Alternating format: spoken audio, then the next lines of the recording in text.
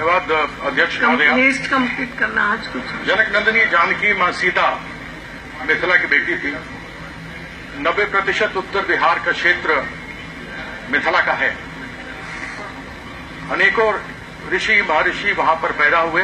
सांख्यिकी और मीमांसा भी वहीं की देन है। मिथिला कृषि शिक्षा के क्षेत्र में पूरे देश में अपनी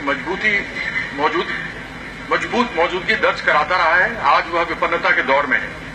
चीनी मिल, जूट मिल, पेपर मिल, खाद मिल, सूत, खादी भंडार, सिल्क मिल जैसे सैकड़ों रोजगार उद्योग आज की तारीख में बंद हो चुके हैं। बाढ़ सुखाड़ विपदाओं ने मिथिला को पिछले और बैकवर्ड स्तर पर ले जाकर चुकी है। बाढ़ की समस्या का कोई स्थायी निदान सरकार के पास नहीं है। पलायन यहां की मजबूरी बन चुकी है। राज्य सरकार मिथिला के विकास के लिए कुछ नहीं कर रही है।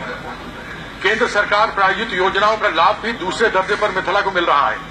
मिथिला की भाषा संस्कृति के संरक्षण प्रचार हेतु भी कोई प्रभावशाली योजना सरकार के पास नहीं है। मिथिला की जनता कई सालों से अपने विकास हेतु मिथिला राज्य की मांग कर रही है, जो भाषाई और सांस्कृतिक आधार पर संवैधानिक रूप से न्याय संगत है।